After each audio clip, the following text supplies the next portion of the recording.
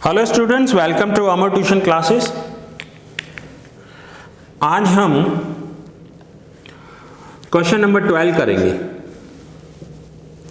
So question 12 में दिया हुआ है, right journal entries in the books of company for feature and reissue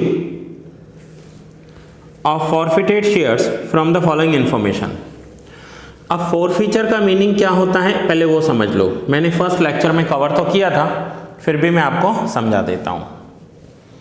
सो आइए इसी क्वेश्चन का एग्जांपल ले लेते हैं। क्वेश्चन भी रीड कर रहा हूं, साथ में आपको एक्सप्लेन भी कर रहा हूं। Company forfeited 800 shares of ₹10 each of a share holder for non payment of allotment money ₹4 पर शेयर एंड कॉल मनी ₹3 पर शेयर। अब इस शेयर होल्डर ने कंपनी का अलॉटमेंट मनी पे नहीं किया है, allotment money ₹4 and call money ₹3 पे नहीं किया है। टोटल शेयर ₹10 का था। दैट मीन्स इसने क्या पे किया होगा, एप्लीकेशन पे की होगी, और एप्लीकेशन कितना होगा, 4 + 3 7 है, और टोटल शेयर का वैल्यू ₹3 है। तो इसने एप्लीकेशन तो पे किया है बट अलॉटमेंट पे नहीं किया एंड कॉल पे नहीं किया। अब पहले तो इस वर्ड की मीनिंग समझेंगे कि फॉरफीचर होता क्या है। देखिए, जब कंपनी शेयर्स इश्यू करती है तो अपने शेयर होल्डर्स को पहले से ही बता देती है कि उन्हें application, allotment and call money में कितना पैसा देना है और कब देना है, और ये पैसा देने के लिए उन्हें टाइम भी दिया जाता है। अब सपोज करो कि एक शेयर होल्डर ने एप्लीकेशन किया, ₹3 एप्लीकेशन के साथ दिया। अब अलॉटमेंट और कॉल मनी वो नहीं दे पाया किसी भी रीज़न से, उसके पास पैसे नहीं थे या मार्केट में रिसेशन आ गया या कोई भी रीज़न था, वो अलॉटमेंट एंड कॉल मनी नहीं दिया है। अब अगर वो share holder allotment and call money नहीं दे पाएगा तो कंपनी उसके शेयर्स फॉरफिट कर देगी। फॉरफिट का मतलब होता है जब्त कर लेना। अब उस कंडीशन में उसने जो एप्लीकेशन पे अमाउंट दिया है कंपनी को, वो अमाउंट उसे वापस नहीं मिलेगा।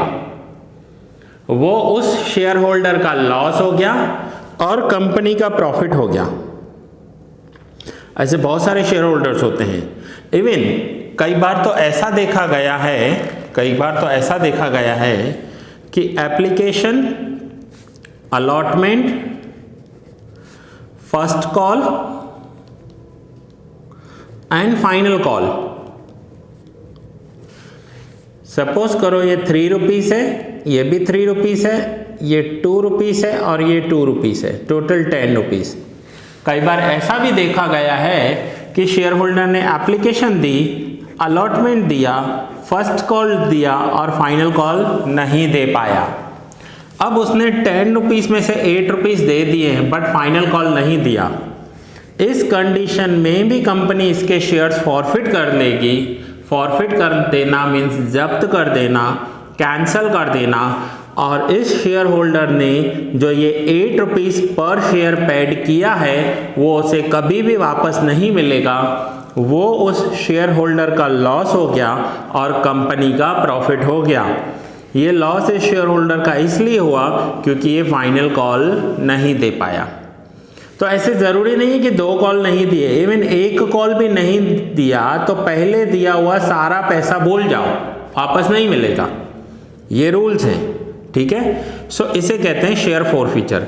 अब सपोज करो इस शेयर होल्डर ने 1000 शेयर अप्लाई किए होते तो इसने 1000 × 3 ₹3000 एप्लीकेशन पे दिया, 3000 अलॉटमेंट में दिया, 2000 फर्स्ट कॉल पे दिया। टोटल ₹8000 वो पेड कर चुका था बट वो 2000 पे नहीं कर पाया, इसलिए ये ₹8000 भी उसके चले गए। सो इसे कहते हैं शेयर फॉरफीचर। अब यहाँ पर जो हमें क्वेश्चन दिया गया है कि इस सम में ₹10 का शेयर था और क्यों फॉरफिट हो रहे हैं। The company forfeited 800 equity shares of ₹10 each। तो ये देखिए टोटल अमाउंट ₹10 each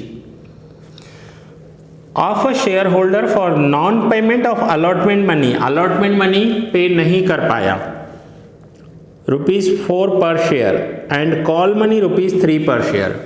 ये शेयर होल्डर जो इस सम में दिया हुआ है, इसने अलॉटमेंट भी पे नहीं किया एंड कॉल मनी भी पे नहीं की, इसलिए इसके शेयर्स फॉरफिट किए जाते हैं। अब कंपनी अगर शेयर्स फॉरफिट करती है तो उसका कंपनी क्या करेगी? तो कंपनी वापस वो शेयर्स रीइश्यू करेगी और इसका पावर जो होता है वो बोर्ड ऑफ डायरेक्टर्स के पास होता है। कंपनी ये शेयर्स रीइश्यू करने वाली है। This share holder had paid ₹3 per share with application. Forfeited shares were reissued at ₹8 per share. और रीइश्यू कितने में किया है?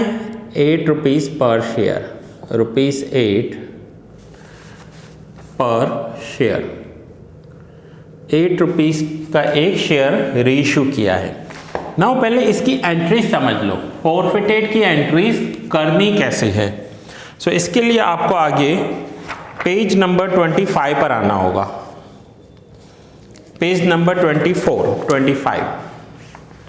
सो पहले मैं रूल्स एक्सप्लेन कर रहा हूं एंड देन हम इस सम पर आएंगे।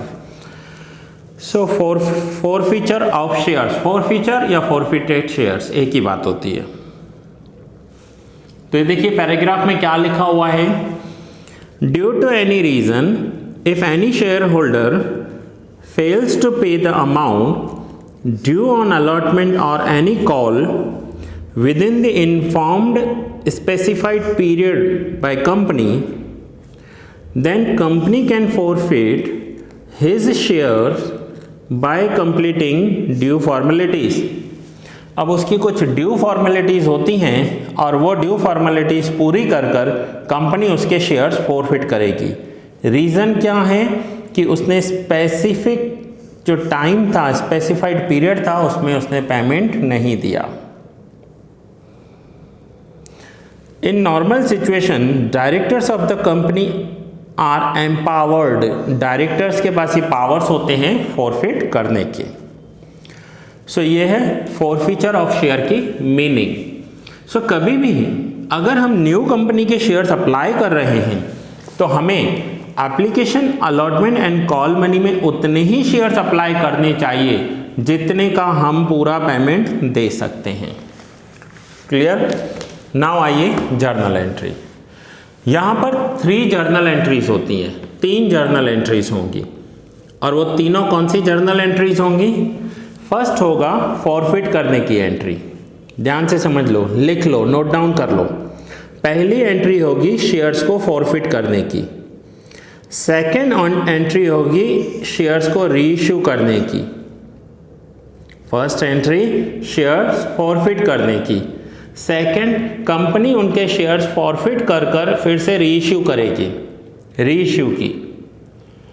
एंड थर्ड एंट्री होगी कैपिटल रिजर्व में पैसा ट्रांसफर करने की। जब भी शेयर्स फॉरफिट करने होते हैं ये तीनों एंट्रीज होंगी। अब रूल्स को समझ लेते हैं कि रूल्स क्या हैं। ये आपका पेज नंबर 25 पे दिया हुआ है जो मैं आपको यहाँ पर हाईलाइट करवा रहा हूँ। When shares are forfeited the following entries are passed in the books of company under different situation. अब जब शेयर्स फॉरफिट किए जाते हैं तो उसकी अलग अलग सिचुएशंस हैं। कौन सी सिचुएशंस हैं? First situation, when shares are issued at par और at premium and full amount of premium is received. अगर हमने शेयर्स, हमने मीन्स कंपनी ने शेयर्स एट पार इश्यू किए हैं, एट पार का मतलब है ₹10 का शेयर ₹10 में, या फिर प्रीमियम पे इश्यू किए हैं 10 का शेयर ₹12 में, बट इस शेयर होल्डर ने प्रीमियम का अमाउंट पे किया है, प्रीमियम का अमाउंट कंपनी को रिसीव्ड हो गया है, तो एंट्री कैसे होगी? And premium amount not received हो तो एंट्री कैसे होगी? सो फर्स्ट कंडीशन, जब शेयर्स फॉरफिट करने हो तो एंट्री होगी शेयर कैपिटल अकाउंट डेबिट। अब यहाँ पर आपको अमाउंट ध्यान रखना है, number of shares forfeited into amount called up per share on capital account, number of shares into amount called up, share capital account debit. To forfeited shares account, to allotment account and to first call और final call account.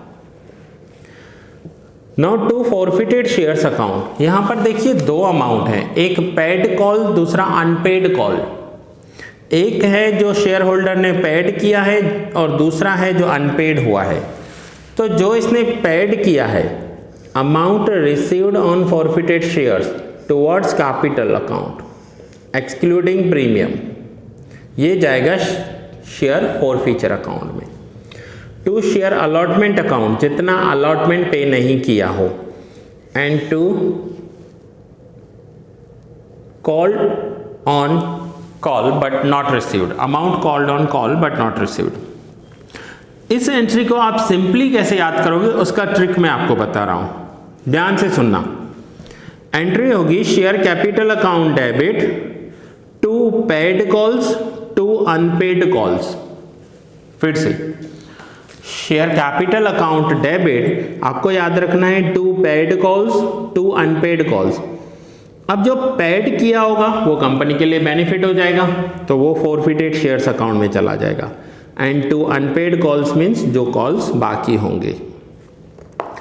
And दूसरी entry, अगर premium पे shares issue हुए हैं और सामने जो share holder है उसने प्रीमियम पे नहीं किया है, तो कैपिटल के साथ प्रीमियम भी डेबिट करना पड़ेगा। इतना ही डिफरेंस है, बाकी एंट्री सेम है। So share capital account debit, security premium account debit, to forfeited shares, to allotment, to calls.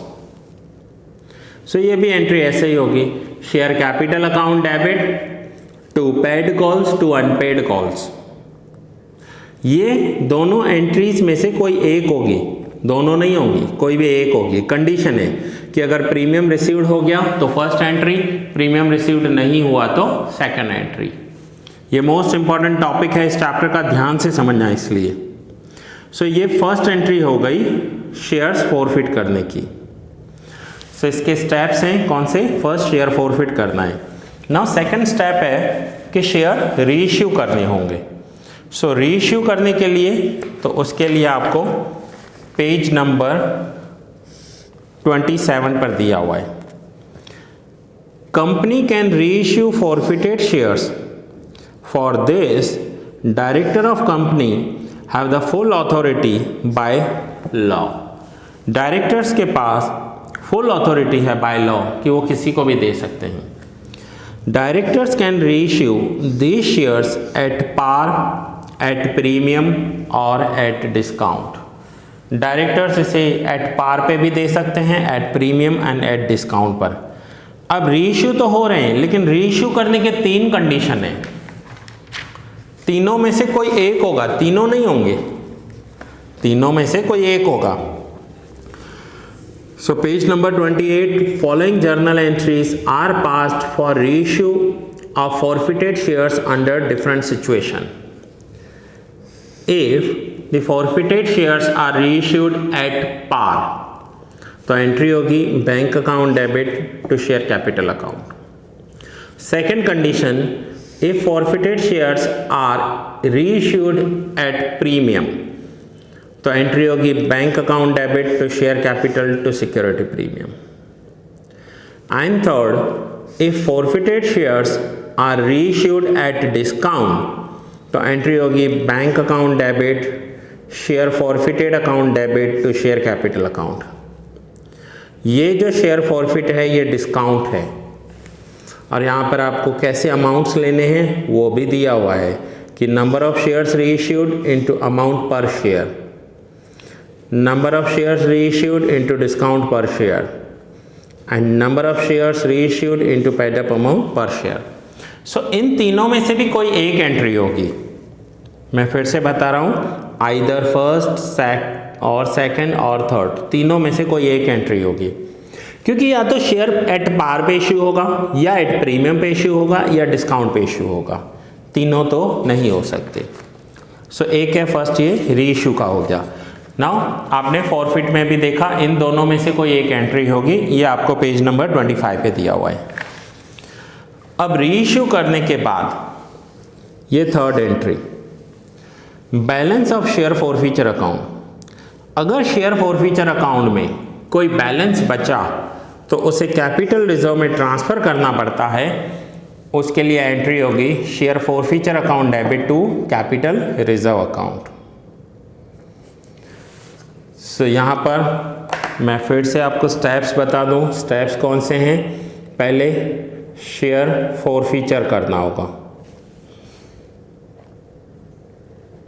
ठीक है, फर्स्ट, देन रीइश्यू करना होगा, and then balance of share forfeiture transfer करना होगा कैपिटल रिजर्व अकाउंट में।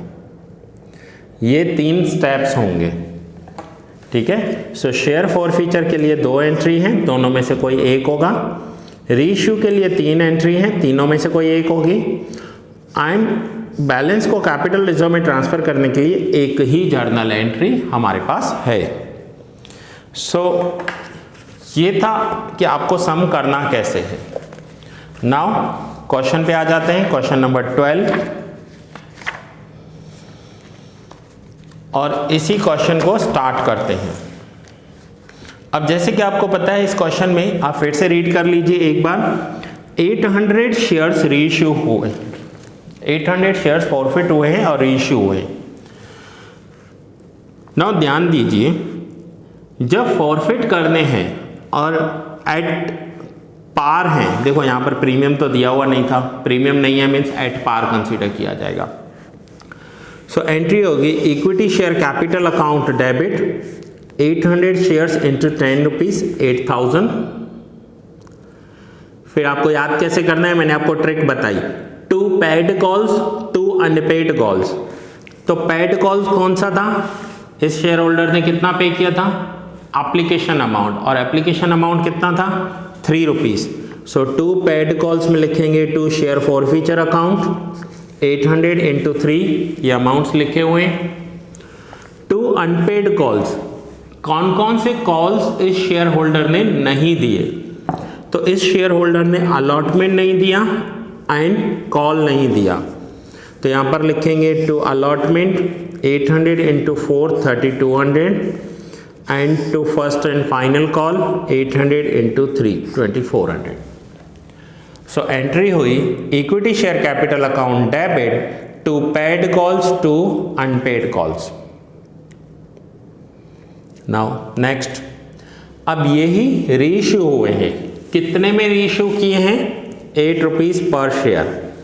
अब 8 rupees per share में issue किए हैं, 10 रुपीज का शेयर 8 रुपीज में इशू किया है, इसका मतलब है डिस्काउंट में इशू किया है। तो अब आप फॉर्मेट में देखिए, डिस्काउंट में जब शेयर्स इशू करते हैं तो फॉर्मेट में देखिए एंट्री क्या है। मैंने आपको फॉर्मेट आगे टिक करवाया, उस फॉर्मेट में आप देखिए जब डिस्काउंट में हम शेयर्स इशू करते हैं तो एंट्री क्या होती है? ये रहा, पेज नंबर 28 पर है, page number 28। If the forfeited shares are reissued at discount, तो एंट्री होगी bank account debit share forfeited account debit to share capital account. और अमाउंट कैसे लिखना है? Number of shares into discount. तो वही एंट्री है यहाँ पर, bank account debit 800 shares into 8 rupees per share 6400। Share forfeiture account debit 800 shares into 2 rupees per share 1600 and to equity share capital account 800 shares into 10 rupees 8000। सो एक first entry हमने पहले की, share forfeit कर लिए, सामने जिसने पेमेंट नहीं दिया उसके शेयर्स जब्त कर लिए। दूसरा, जब्त किए हुए शेयर्स, फॉरफिट किए हुए शेयर्स रीइश्यू किए। नाउ थर्ड एंट्री होगी, अगर बैलेंस अमाउंट कुछ बच रहा है फॉरफीचर में तो उसे कैपिटल रिजर्व में ट्रांसफ़र करना होगा। तो यहाँ पर देखिए फर्स्ट एंट्री में शेयर फॉरफीचर अकाउंट में हमने क्रेडिट कितना किया है? 2400। ये मैं यहाँ पर आपको पेंसिल से बता रहा हूँ, 2400 क्रेडिट किया है। और यहाँ पर आप देखिए डेबिट कितना किया है? तो 1600 डेबिट किया है। 2400 क्रेडिट किया है, 1600 डेबिट किया है। सो बाकी डिफरेंस कितना बचा? 2400 में से 1600 माइनस करेंगे तो जो डिफरेंस बचा वो 800 बचा। सो 2400 फोरफीचर में क्रेडिट किया था, 1600 डेबिट किया था, तो बाकी का डेबिट करेंगे और एंट्री होगी share forfeiture account debit to capital reserve account. क्योंकि फोरफिट किए हुए शेयर्स के बैलेंस को कैपिटल रिजर्व में ट्रांसफ़र करने के लिए हमारे पास एक ही जर्नल एंट्री है और वो आपको पेज नंबर 28 पर दी हुई है। सो एंट्री होगी share forfeiture account debit to capital reserve account. So यहाँ पर आपको 3 जर्नल एंट्रीज करनी है। जब भी शेयर फॉरफिट होंगे उसके लिए 2 जर्नल एंट्रीज, फिर से मैं थोड़ा रिवीजन ले रहा हूँ। जब भी शेयर्स फॉरफिट करेंगे आपको 2 में से 1 जर्नल एंट्री करनी है। फॉरफिट के लिए दोनों में से कोई एक जर्नल एंट्री होगी। रीइश्यू करने के लिए 3 जर्नल एंट्रीज हैं, at par, at premium and at discount. तीनों के फॉर्मेट्स मैंने आपको एक्सप्लेन कर दिए। एंड फॉरफिट करने के लिए एक ही जर्नल एंट्री है और वो होगी share forfeiture account debit to capital reserve account. So student, ये आपका क्वेश्चन नंबर 12 का फर्स्ट सम था, ए लिखा हुआ है जिसमें। क्वेश्चन 12 में आपको 3 सम दिए हुए हैं। सो आइए आगे देखते हैं। यहां पर फर्स्ट सम में 800 शेयर्स फॉरफिट हुए थे, 800 शेयर्स रीइश्यू हुए थे। अब देखिए सेकंड सम में क्या दिया हुआ है। सो सेकंड सम बी जो दे 12th का B, RK limited forfeited 600 shares of ₹10 each of Sunil. Sunil के 600 शेयर्स फॉरफिट किए हैं। Sunil had paid application and allotment money of 5 per share but not paid ₹3 पर शेयर एंड 2 पर share on the first and second call. अब देखिए इसका क्या हुआ है सुनील का। इसने application money and allotment money in दोनों का टोटल मिलाकर ₹5 पे किया है, but first call money and final call money पे नहीं कर पाया। तो first call money ₹3 and final call money ₹2 ये पेड नहीं कर पाया। ओके, सो अब इतना सम रीड करने के बाद हमें ये पता चल जाएगा कि हमें फॉरफिट की एंट्री 600 शेयर से करनी है।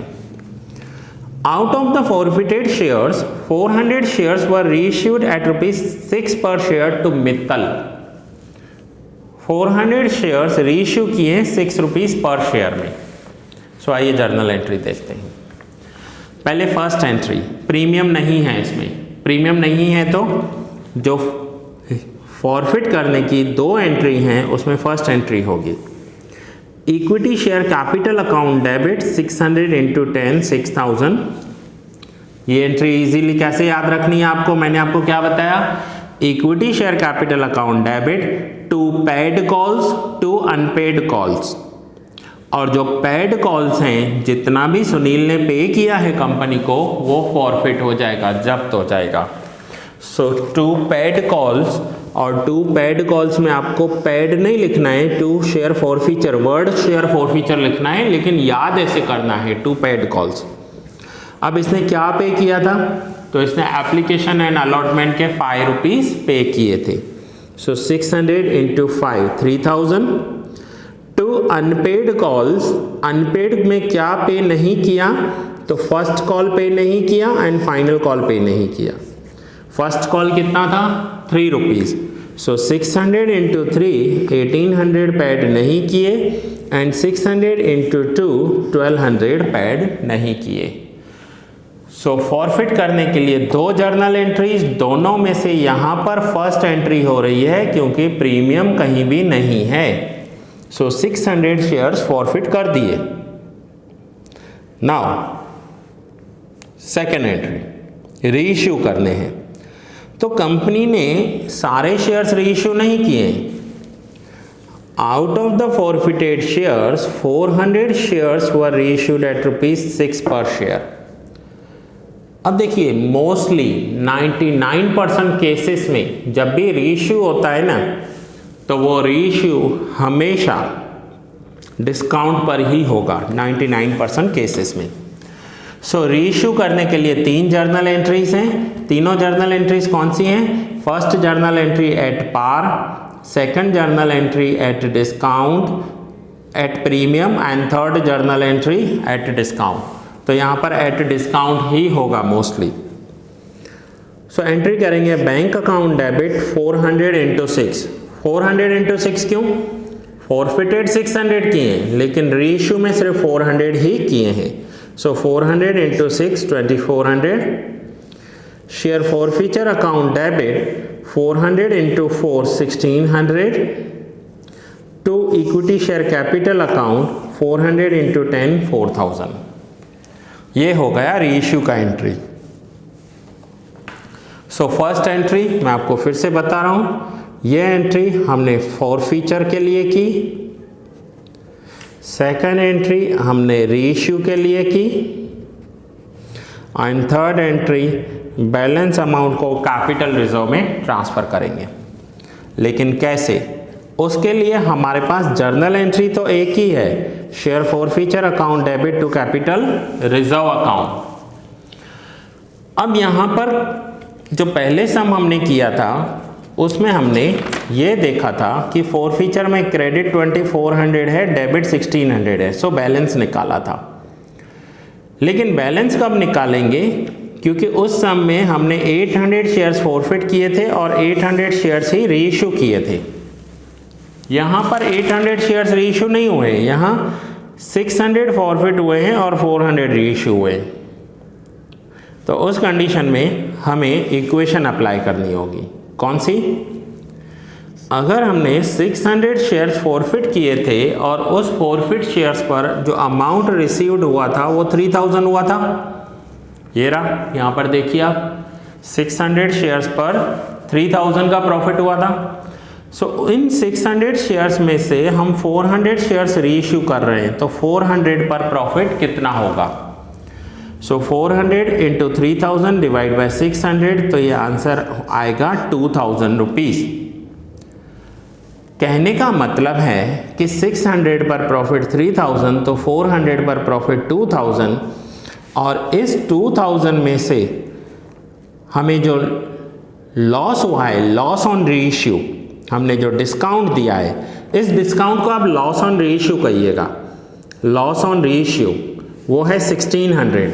सो 2000 में से अगर 1600 यही शेयर्स रीइश्यू करने में लॉस हो गया, मैं यहाँ पर ब्रैकेट में लिख देता हूँ, आप इसे कहोगे loss on reissue. Loss on reissue. So 1600 अगर लॉस हो गया तो बाकी का अमाउंट बचा 400। सो 400 की एंट्री करेंगे हम यहाँ पर, share forfeiture account debit to capital reserve account. ये क्यों किया हमने, उस पॉइंट को समझो स्टूडेंट।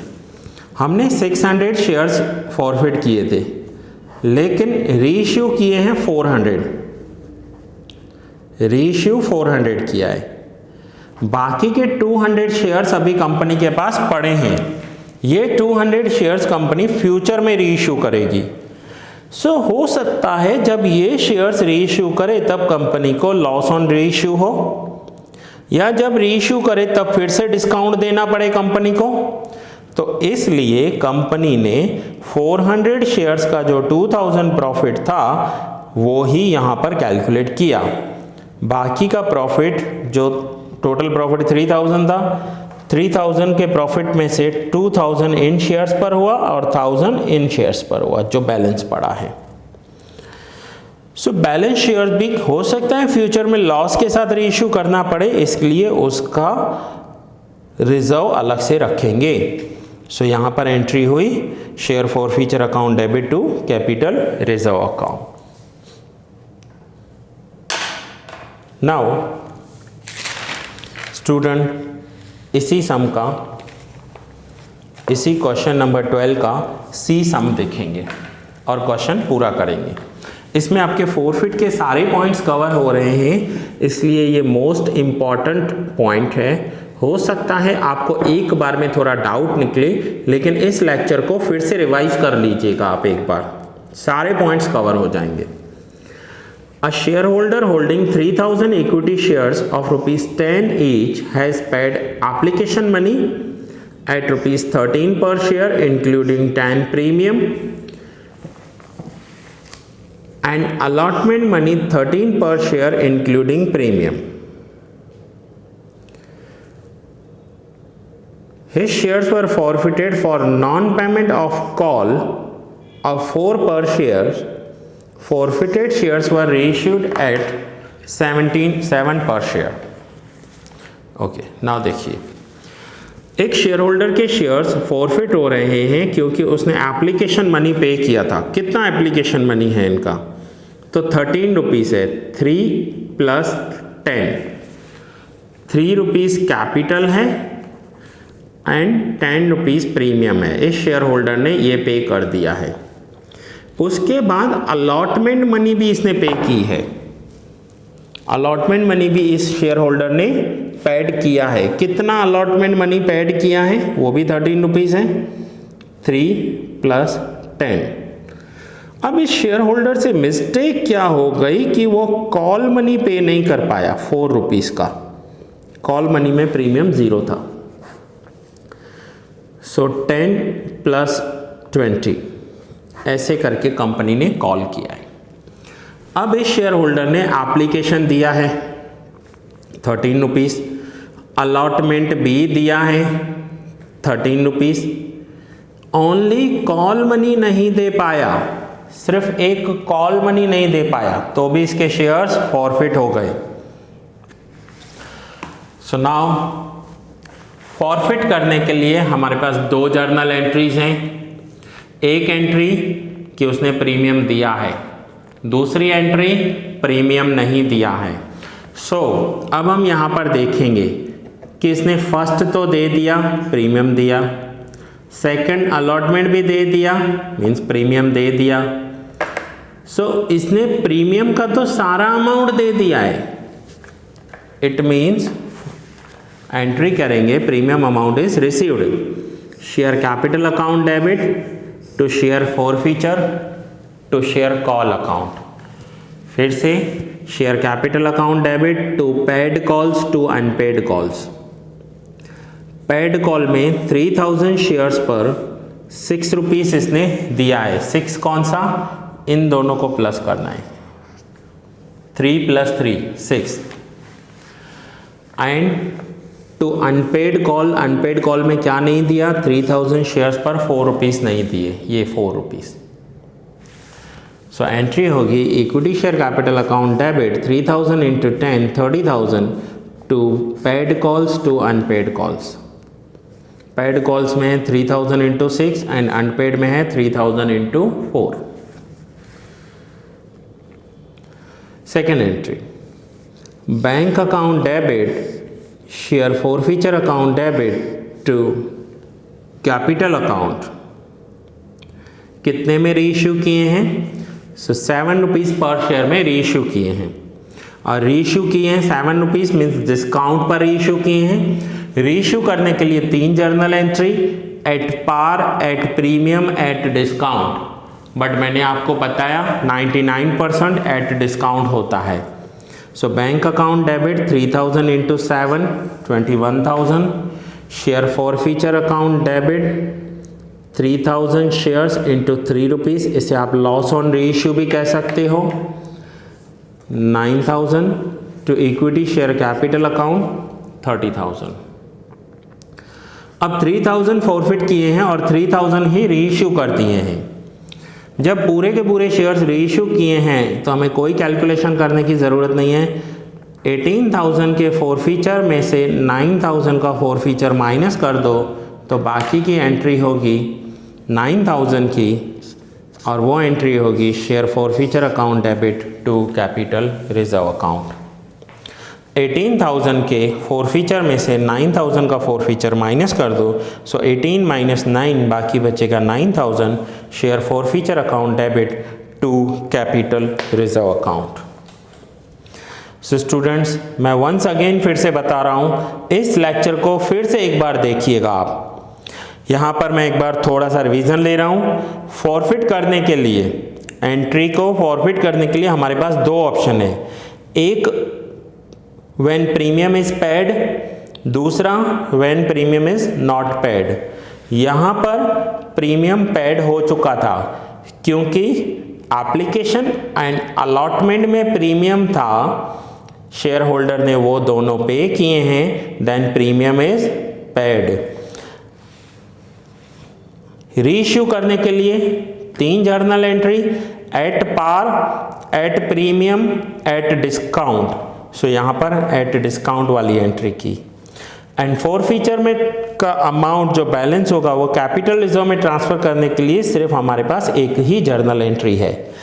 सो एक बार अगर आपने ये फॉर्मेट लर्न कर दिया जो मैंने आपको टेक्स्ट बुक में समझाया, ये आपके लिए बहुत ईजी हो जाएगा। Now it's time to note down.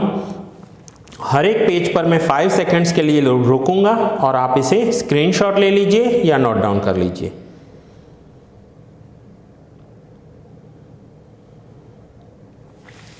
ये इसकी कैलकुलेशन है।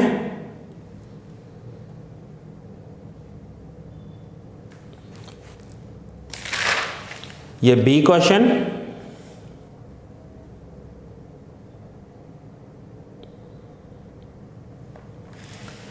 ये इसके वर्किंग नोट्स,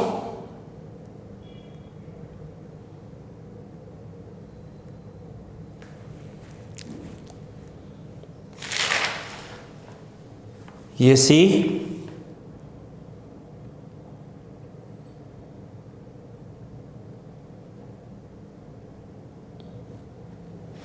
और ये इसके वर्किंग नोट्स।